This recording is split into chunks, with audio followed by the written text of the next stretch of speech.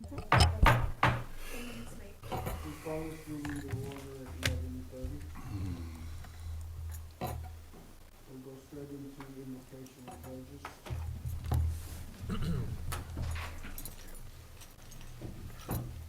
Lord, we place our work and ourselves in your hands.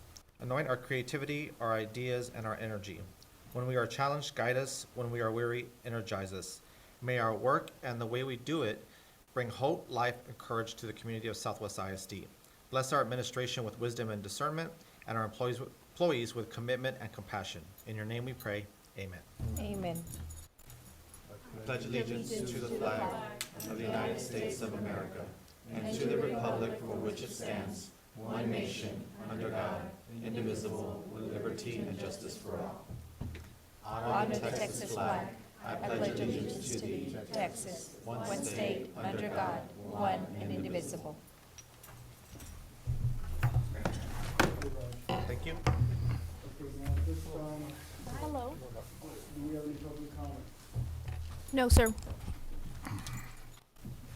Then we're going to item 4, public hearing pursuant to Texas Local Government Code Section 180.007 regarding proposed deputy superintendent's voluntary retirement agreement.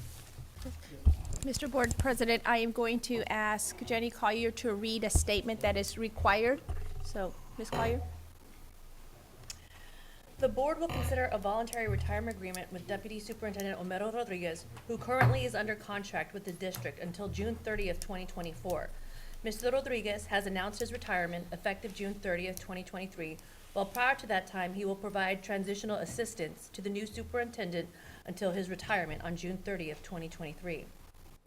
In exchange for his service, all days in which assistance is provided shall be considered service duty days and shall not require Mr. Rodriguez to utilize any accrued but unused leave days.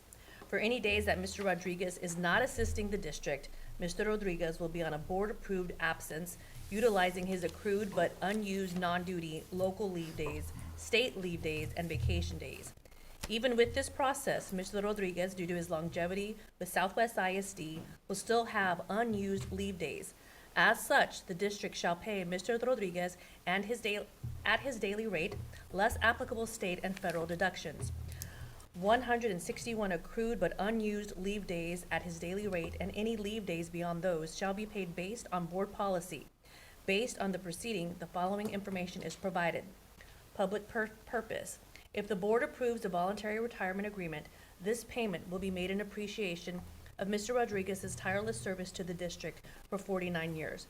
And because of his many years, without taking as much leave as he could, he accumulated a large number of leave days. All these and many more efforts by Mr. Rodriguez towards Southwest ISD make paying these accrued and unused days a legitimate public purpose. Second, proposed payment to be made. If the board approves the voluntary retirement agreement, a lump sum payment made in 2 installments will be made to Mr. Rodriguez in April and May 2023. The lump sum payment will be based on 161 unused accrued leave days for Mr. Rodriguez has remaining as of June 30th, 2023. The lump sum payment will also have appropriate required deductions for Medicare, federal income tax payments, and any other appropriate required deductions or withholdings. Mr. Rodriguez also will be eligible for payment of any other unused leave days remaining as provided for employees under board policy. 3, source of proposed payment, general funds of the Southwest ISD. 4, assurance of control. If the board approves the voluntary retirement agreement, the agreement will set out the exact terms, and the voluntary retirement agreement is subject to review under the Texas Public Information Act. And I believe. Okay, at this time, is there anyone in the public that has any questions? Hearing none. At this time, board members, we discussed this previously in the closed session. If anyone has any further questions, we will go into closed session. Does anyone have any questions for us to go into closed session? None on my right, none on my left. Therefore, we will go straight into item number 5. Consider approval of the proposed deputy superintendent's voluntary retirement agreement. And at this time I will entertain a motion. Move. So the motion and the second, the board approves the deputy superintendent voluntary retirement agreement. All in favor, please say aye. Aye. All opposed, same sign. Motion passes. Somebody give him a call. I will. Okay. Item 6, consider approval of resignation stipend. Mr. Board President, would the board like to get their meal, though, before we start this presentation? That would be a good thing. Members, let's take a quick 5-minute break over there, food, and come on back.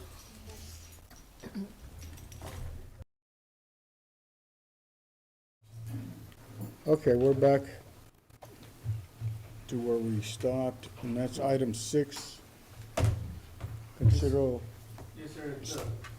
We're trying to plan for next year, for next school year, and we recommended to the board, if the board would approve a teacher resignation stipend of $500.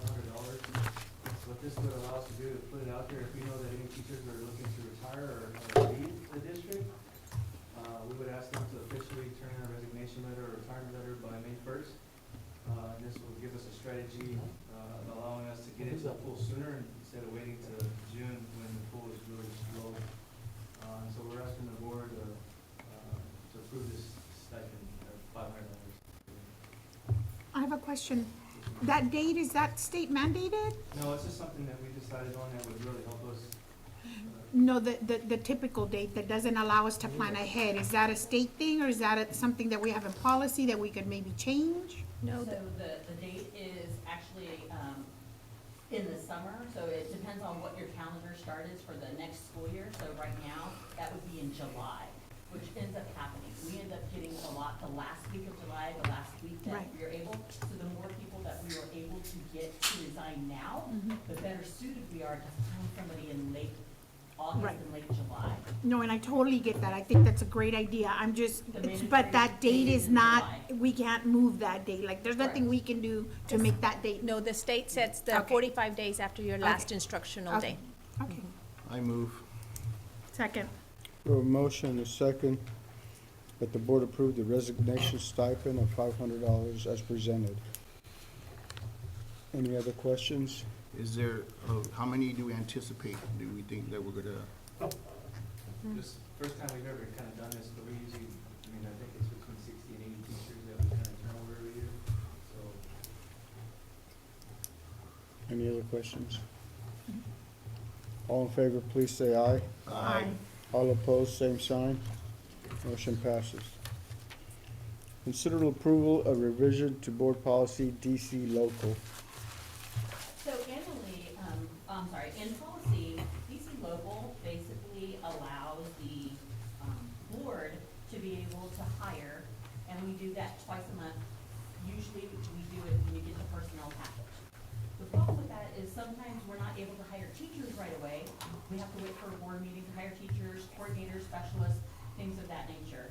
The upgrade of this policy would allow the superintendent to have the authority to be able to hire these lower level positions immediately and not have to wait. So we can hire a teacher the minute that it is processed.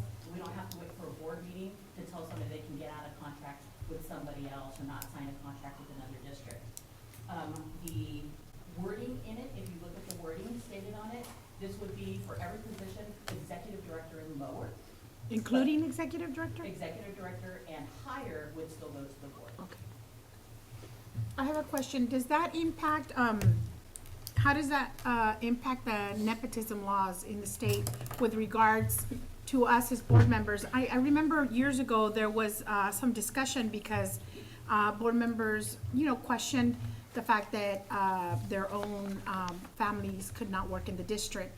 And I remember that someone had said that another district had gotten around that nepotism law by giving full authority to the superintendent, and that's why apparently they were able to make such hires. I don't know if that's true or not. So as far as I know, a superintendent cannot get around that. So two things, because Mr. Burnell had already asked me that question. On our applications, it asks if you're related to a board member. So A, that's one way we would know. If at the end, we're always gonna still bring you those names. If we find out that a person lied, well, then that person could lose their employment with the district. Right, so there is no, that's No. not a workaround. I think, It's a state law, and it Well- is by state, it is, by district size. Yeah, because right now we're at the 35,000 plus stage. So what does that mean? So that means right now that, that's why I explained to her, I said, are you okay with the, because back when, say Dr. V, or he hired somebody that was related to him, he was allowed to. He was allowed to because we were above the threshold. But now that we're giving our authority to her at that level and lower, she wouldn't be able to. So she can't work around that, where she Right. cannot because of hire- our size. Yeah, because of our size. Okay, very good. Our size doesn't have to do with nepotism. does Yes, it it? does. I mean, Yes. if it's a real Yeah, it small could. school district, Yeah. yeah, but we've never been Yeah. able to hire. There was a time I want before to know us. my lifetime. before us. But really, this is to expedite on getting the best quality teachers. Is, As quick as possible. It's for Mhm, rural that makes places sense. like, city auditors. I move. A second. We have a motion and a second. The board approved the proposed change to DC local. Any other questions? Hearing none, all in favor, please say aye. Aye. All opposed, same sign. Consider approval of a revision to board policy DFE local.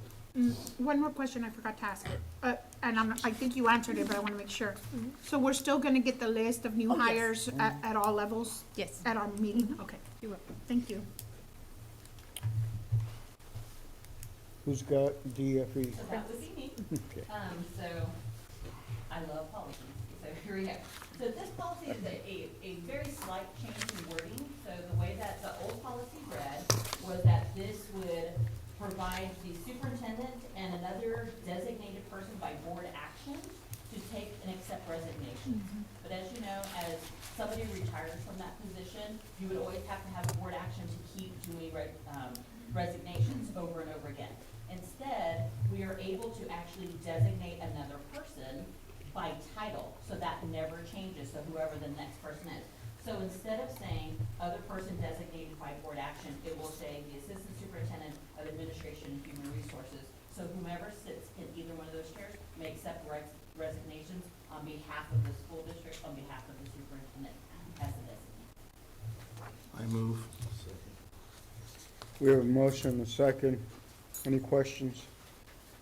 Hearing none, all in favor, please say aye. Aye. All opposed, same sign. Motion passes. Consider the approval of the change to campus support staff employment dates. I have the calendar before that? Mhm. C, consider approval of an amendment to the 2023-2024 school calendar. So that one is also mine.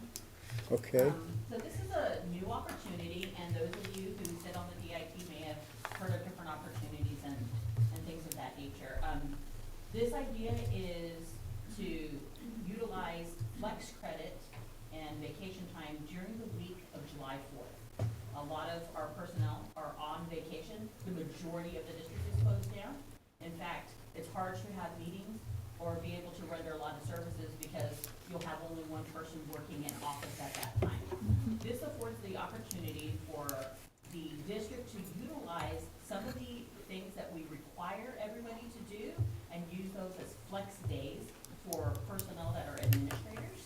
For example, we annually ask for over 12 hours of online training for every individual. During the school day, it's not possible to do, especially as a principal.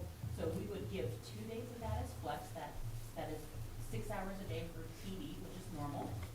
And then that also affords us all the times that we provide, that we require people to come in additional to work on Saturdays, including job fairs, including Blue Santa, and all the other UIL events, AAA, things of that nature that we ask. So we would use those as flex credits during that time. And then since the administrator would be off, we would go ahead and do vacation days and offer that to all clerical as thank you for being here and all of the times that you have been here for us. Plus, we can't get a lot of work done during shutdown. That week. When 75% of the people aren't here, it's hard to work.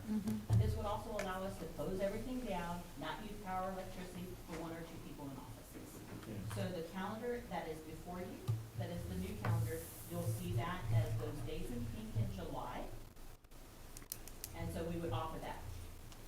Because we're going to do that, when we come to flex credit for teachers, because that's what they're gonna ask for DIP, we're allowing all teachers now to use that online training as their flex days. So now they will be able to do that instead of having to come work 2 Saturdays to do PD. But are they gonna be required to actually use that week, or they can do it whenever, since it's flex? They can do it in the It's flex. evenings, or, and is that gonna include our custodians and our maintenance that typically are not covered? For Fourth of July, everybody. Everybody. Yes, everybody. Very good. For the training, just the teachers would use it anytime, Well, not the week, the We week is the actually do that clerical. for everybody else. So for example, transportation. They have trainings. We pay them to come in because they work 2 different shifts. We pay them when they do their hours of training. Mhm. And we talked to Thomas Kruger, and on those 100-degree days, we'll bring them in an hour or 2 early, so they'll get their 12 hours on the clock also. Mhm. Everybody will be able to use their online training days as some part of either being provided the time to do it 12 hours or being given the flex. Okay. Do we still do where they start in summer working the 4 days, the Yes. days Yes. off? So how does that affect July? That Well, week? on the July 4th, because it goes to an 8-hour day on that week, because we give you the holiday, it would just naturally take that day off. Okay, All okay. right. Any other questions? All right, I'll entertain a motion. I move. Second. A motion, second, the board approve amendments to the 23-24 school calendar. All in favor, please say aye. Aye. All opposed? Motion passes. Thank you. I'd really like to thank the board for this because last week when we mentioned it at our meeting, the staff was extremely happy. So thank y'all very much. You were making a lot of people happy. So thank y'all. Okay, now, consider the approval of the changes to campus support staff employment dates. That is also one. This is a follow-up of DK Local, which basically affords the board to adopt a budget and compensation plan annually. So we have already done that for this year. What we're asking is a change of employment dates for those positions like admin clerk, Teams clerk, and counselor clerk, which will now be called counselor clerk registrar, on their days of employment. What happens typically is we actually start registration days before they're on contract. So then they say, you come in 2 days and we'll give you 2 days later. We're making those decisions. We're now incorporating those days into their calendar because we need them to come in for training, to register students, enrollment. It's important that we capture enrollment as quick as possible, as soon as possible, so they don't make any other choices but come to Southwest ISD. Right. So we are now asking for those additional days to ensure that the beginning of the year starts off and being able to enroll everybody that comes in the summer, and also at the end to make sure that things like transcripting and things that they need to start off the new year correctly and end the year happen. So this will be days before the school term and after the school term in addition to that. And then just the change of the counseling clerk's duties to register, and that job description will be changed. Brandon, is the local funds, the 39,000 from local funds, is that fund balance or campus budgets? It'll be budget, will be with this budget, and then really a lot of it's gonna go into, it'll be in part of the budget and compensation plan we approve for the next year as well. Okay, thank you. Members, any other questions? I second. We have a motion and a second. The board approved the change for campus support staff as indicated above for this school year. All in favor, please say aye. Aye. All opposed? Thank you. Okay. Items of information, Student Advisory Council, SHAC presentation. Yes, sir. Today I have Senator Hernandez with me. She's gonna kind of go over some information. I will share that this will probably be a 3-tier item, so we're gonna share some quick information today, and then at the next board meeting, we have some bylaws that we want y'all to look at and approve, and then we can take back to the SHAC. So, Sandy, if you wanna- You need to stand or? Yeah, if you wanna go by the mic so they can hear you on the. Just some quick background on the School Health Advisory Council, which you guys probably already know. I learned today that it started in the state of Texas in 1995. Ms. Barson has shared to me that it was around 2006 when Southwest ISD actually kind of formalized one in a sense. But since then, it's almost 20 years, some new laws have come into place, things have been modified. There are a lot of more things that the School Health Advisory Council is in charge of. And so we want to make sure that we are teaching those TEKS that have been changed. We want to make sure that we're following the law, and most importantly, that we're representing the community values through the School Health Advisory Council. So I guess my goal for today is to start prioritizing the process that we have for SHAC. We've had a SHAC in place. It has run great. You know, even throughout the COVID pandemic, we were able to still continue that meeting virtually. We are back in person this year, and I've had great attendees.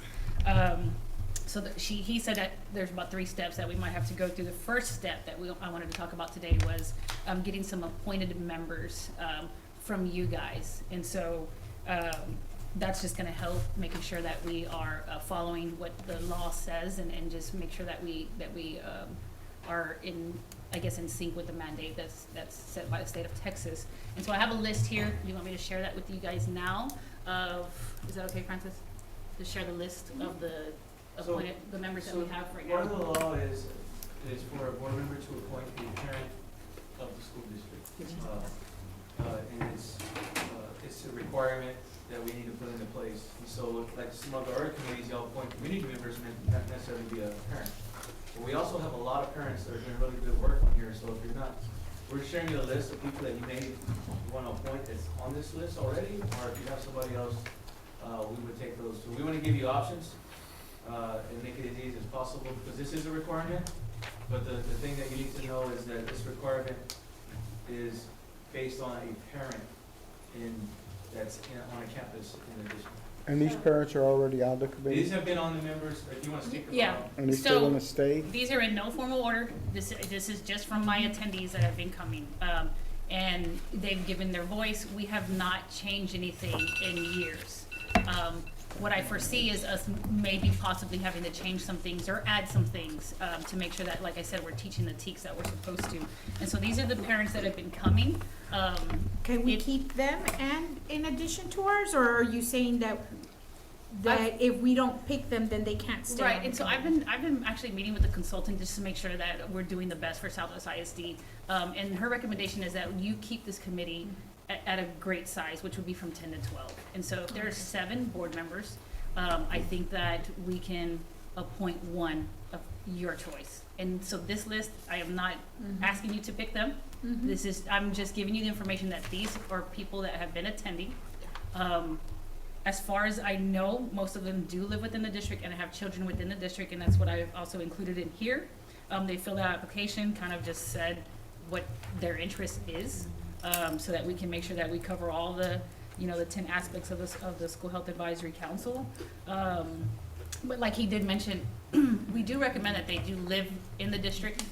For example, we don't want to have someone from Alamo Heights come in and vote on things that they may not know, I guess you can say, that are our community values. So that's why we're asking you guys to pick someone that lives within the district and is a parent, an actual parent of a student that goes to school here.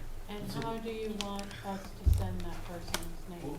So you don't have to just decide today, but you can Okay. email me. Email If me? you choose somebody on the list, you can email me that person, or if you have somebody, we're just asking to make sure that they're a parent and they live within Southwest ISD. If you Right. have somebody else in mind, and then Sandy will reach out and contact them. It'll also be beneficial if y'all would, if you're gonna nominate somebody else, that maybe y'all reach out to them too, so Yeah. if Yeah. they're willing to do it, because what we don't wanna do is have somebody that doesn't really wanna do it, and then they come to one, and they don't come to anymore. Yeah. So those are some things to think about. So these are the dates that they've actually showed up to Right. meetings, right? So the first 2 have been all 3 that you've had so Right. far. I've noticed. Okay, so that should be really well. Well, and it probably might be good to have an extra 2 or 3, because when, on any given date, a couple of people can't show up, right? Right, and so if they don't show up, we have in the bylaws, which you'll see next week or when the next meeting is, that you'll need a majority of them to be present. And so, if we make decisions. Now, most of the CHAC meetings are just gonna be informational or highlighting, stuff that we're doing in the district, but when there is a vote, I wanna be prepared and to make sure that everybody is covered, that you've got your representative there. And so, yes, what I foresee happening is you guys pick your 7, and then me and Jeanette, or Dr. Baum, sorry, and, Brandon pick 5 staff members within the school district to represent the entire district. So we would have 12 total, at this thing. If you guys have questions about these particular, parents, please let me know. You can get with Brandon first, or you can come and ask me who these people are and what their values are. I just have a question. Mhm. The meetings that you have there in the evenings, No, these are at lunchtime. They're at 11:30, and I serve lunch to all these people, and it actually has kind of been bringing the people in. so it has to be somebody who doesn't work outside? Yes, No. that they can can work, do but that. they would have to be able to take a lunch break, I guess you can say. So I've seen that most of these people will take lunch off, or they'll call me and say they're running late because they are coming from work or whatnot, so, yes. Does the meeting last 1 hour? Or is it a little I usually longer? keep it within 1 hour, and I do offer a virtual meeting as well, so Oh, just okay. like we have virtual going on here, it's virtual and or in person. Oh, that's good. That's what I was gonna ask. She has a pretty good group, because I've been to some of the meetings. And I was surprised because I asked her the same thing. I said, I don't know about this new time slot, but it works pretty well. Because there are some parents that attend. I mean, it was full when I went a couple of times. Right, and we've done in the past pre-COVID it at 5:30, 6 o'clock, and it was, you know, I guess, right where we'd be inconsistent of the attendees. Okay, board members, as requested, let's each pick one. Again, it doesn't have to come from this list, send it to Brandon, and we'll go from there. Thank you. Thank you, Sam. Okay. Unified Sports Update. Yes, sir. I think you're gonna be pretty excited about this next presentation. So we have Aubrey and Coach here to kind of talk about unified sports. So I'm gonna really turn it over to them and let them explain what we're doing and what's to come. So really happy to be here to explain our plan to add unified sports to our athletic programs in conjunction with the special education department. Really to start promoting a more inclusive culture in our athletics program as well as throughout Southwest ISD, and really excited to do that. And so, Roger, if you can go to the next one. Do I control it? Yeah. Well, you're over here, and I was like, whoa.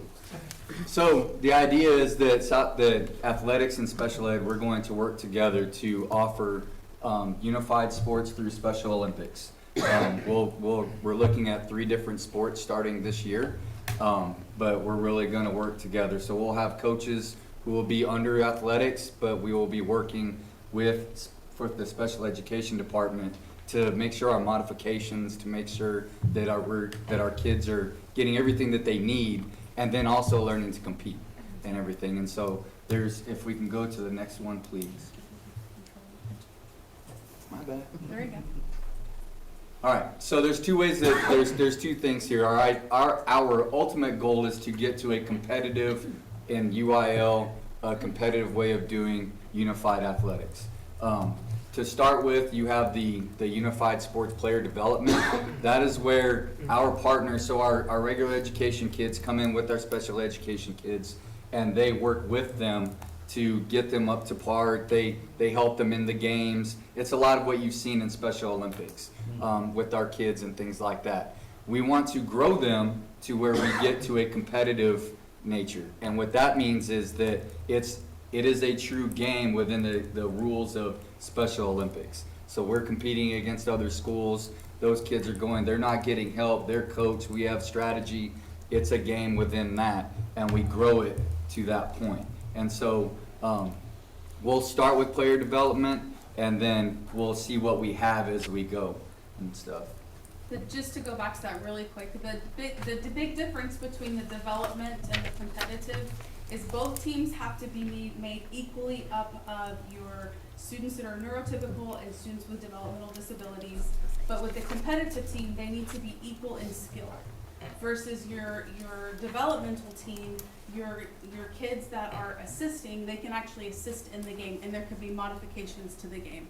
I've had to learn a lot about Pete's world of what can be modified and what can't be modified, but on the competitive team, you should not be able to tell the difference between your players.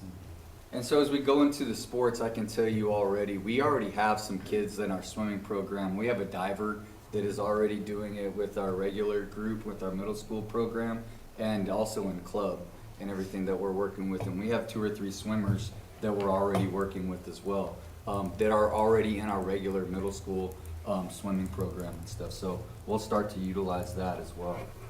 And so the 3 sports that we're looking at is in the fall. We'll start with swimming. And so we're learning those things, what we need to do there. In the winter/spring, we'll do basketball is what we're looking at. And then finally in the spring, around this time, we'll be competing in track and field. Those are the 3 that we think we can get some pretty good participation in, and then build it from there. And swimming actually, because they actually start practicing in the summer, their medical forms are due the beginning of July, and then they start practicing before school actually starts. So again, this is a very collaborative approach. Aubrey and I have gotten to know each other very well over the last few weeks and getting this done and everything. And everything that we've done in swimming and everything, we've really gotten to work together. And so that'll continue. A lot like with the fine arts when we did the Penguin Project. This is kind of what we're modeling it after. And so what we'll do is in year 1, we're looking at all of the Special Olympics coaches will be trained and meet the requirements, both for Special Olympics and also as coaches in the athletic department. So we're looking at CDLs, they're going to be UIL, all the things that we do as coaches, we'll ask them to do. We're going to start with a district-wide team. So we'll have all of our middle schools and both of our high schools, and we'll have one team that will compete for Southwest ISD. Now, as we've seen, some campuses have enough to have their own team. We're going to kind of gauge that as we go, but right now it's going to be one Southwest ISD team that'll compete. Practices, we'll practice between 2 and 3 times a week, depending on the skill level and what the kids need, those types of things. Those coaches will be there. We may practice a little more with the kids, the regular kids, and things like that, but we're going to kind of see how that goes, but definitely between 2 and 3 times a week. Practice locations will kind of depend on where those kids are coming from, trying to find a central location, things like that. A lot, again, what we did with the Penguin Project, we'll kind of take those lessons that we learned there and go from there. I'm going to turn it over to Aubrey for the next part. And so ultimately our big goal is we really want to be recognized as a nationally unified community school district. And the way to be able to accomplish that are a couple of things. One is that we have to have 2 sports in 2 different seasons. So the 3 sports that we have, that will accomplish that piece. The second piece is that we need to have activities throughout the year that are district-wide or campus-wide. So if, like Pete was saying, if there's a situation where we're gonna end up with 2 basketball teams for Legacy and Southwest High School, one way to accomplish those events would be pep rallies that are specific to that event. And then the third thing is to really have leadership within the community for these activities that are made up of both your typical peers and those with disabilities. So those groups, and we've got all of those things in place because Penguin Project, we're actually halfway there. So this is giving us that extra boost. There's actually only one other district in San Antonio that actually carries this banner. It's a big deal when they actually come and present it to you, and there's only 7 in the state. But we're halfway there, so I really do believe that, but with just the 3 sports that we're looking at, some of the interests that we've already heard, I think we're going to be able to accomplish that by the end of the year. And so how we're going to recruit, the first thing we'll do is at Night and Old Southwest, we'll have a booth both for Penguin Project and Unified Sports where kids and families can get information on that, sign up, and things of that nature. We're working on those things. And then Aubrey and her staff is also going to send it out to all of their parents and their community as well to get a better idea of what that interest level is from each sport, so that we can also match that on the regular ed side, because they have to be even. So we're looking at 2 things going to our athletic periods. One of the rules is that you can't have swimmers doing unified sports swimming. if that makes sense. So you have to find like softball players or basketball players to do unified swimming and everything. They can be mentors, but they can't actually be on that team, if that makes sense. So once we figure out, we're also gonna look into our Best Buddies program. Had a great thing at Legacy the other day with their Easter egg hunt and things like that. They have a lot of Best Buddies people, so we'll look into those kids and really tap into, again, like the Penguin Project, kids that are, this might be their niche. And so we're gonna really look into all of those to really get their participation as well. So we think we'll be able to find enough to really make it happen. Any questions? So, Go ahead. so we're creating a couple of teams, potentially, they're gonna play teams within us or out with So other it districts? won't look exactly like what we do, like with like where you're playing Tuesdays and Fridays No. and things. What it is you'll have an area competition, and so if you'll see on the so on the not mine. There you go. So if you look on here, if you look at the area competition for swimming is on September 16th. Oh, I see. Those will be all the schools that, so if we're doing developmental, Special Olympics and Unified will put us with groups that are in that same level.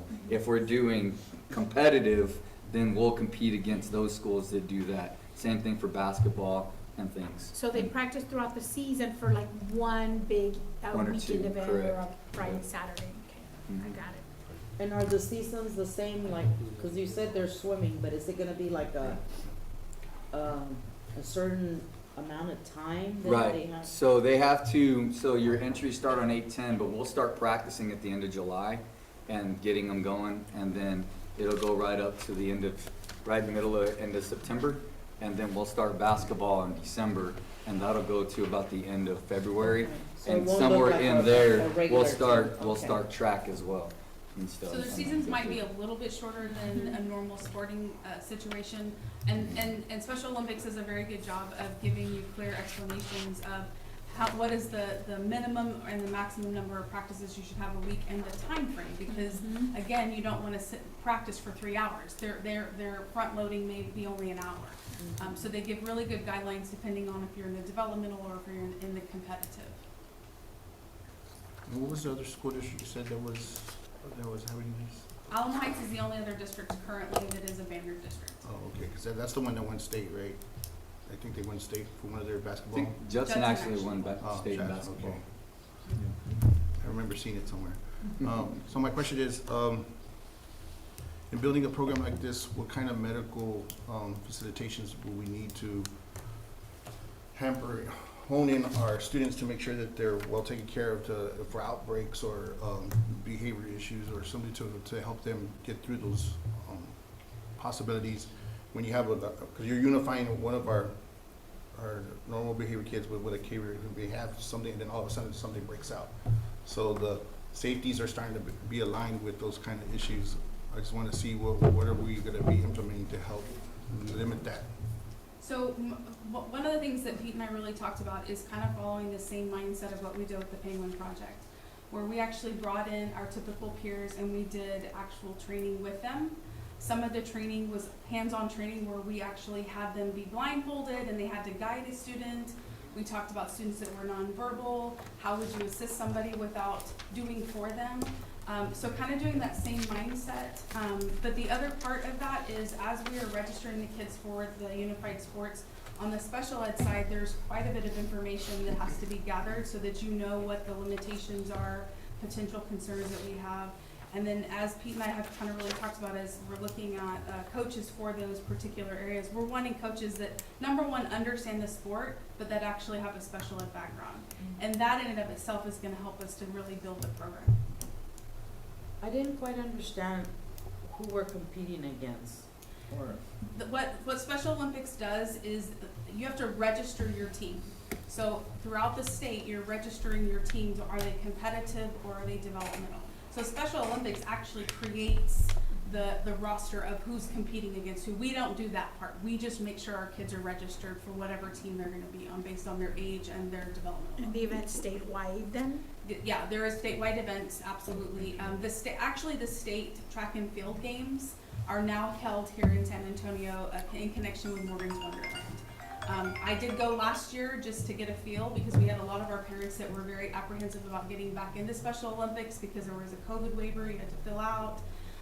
Last year's games, they were about a little over half capacity of previous years, which is great. I know that this year they're anticipating seeing full-fledged, so I think we're in a good place for us to be able to rejoin that group. And are our kids still doing the Special Olympics that they used to do? So they're getting ready to go to a area game that South San puts on. We've got 160 students that are going to be participating in the track and field with them. So probably for next year, since we're really focusing on middle school and high school, we will still loop our elementary kids in to go to the local event with South San because that's their big event that they do every year. So this is an item of information, and what we're going to do next month is bring the proposed stipend. So that would be the cost to the program, the stipend and the resources, the equipment, so to say. Thank you both. I mean, Thank you you. guys are doing it right. And excited. we really appreciate you. Yeah, thank you. Thank you. Okay. You have something before we go into closed session? No, sir. Okay. As permitted by sections 551.001 through 551.146, we will go into closed session at 12:18.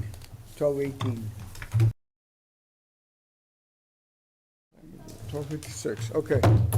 We're back in session at 12:56, and we'll go straight to item 12, superintendent's recommendations on personnel administrator, employment resignations, reassignments, leaves of absences. I move that we approve the superintendent's recommendation on personnel. Second. We have a motion in a few seconds. All in favor, please say aye. Aye. All opposed? Okay, and that also takes care of 14. Now, with that said, other business, the only thing I want to mention is normally we register, some of us register for SLI here in town, where we attend and you know, get some of our hours. Obviously, we don't stay downtown. But this year, I'd like to mention that they also have an SLI in Fort Worth, and one of our board members will be graduating with her master's in school boardmanship from Leadership TASB, which will be the first graduate from Southwest ISD since 2003. His old man graduated way back then. So I'd like to, with the permission of the superintendent, invite all of us that would like to go to talk to Mona, or who would it be, Mona, you or Annie? It'll be Annie, but, Okay, you, they can talk to me. okay. About registering. The dates are, do you have that? Yeah, it's in June. It's in June. Mona has the Is it directions July? because we have to, No, I think it's in no, June. it's in June. Okay. We'll send out a The information. board member It's blast to the everybody. 23rd is the graduation. 21st to 24th is. I have to be Of there the June? 21st, but the June 20 23rd is the graduation. SLI would be that weekend. The one in San Antonio is the 14th through 17th. And I do know that normally they have a legislative update, which is one of the requirements. So it's like the, What is From the the- day we need to be there?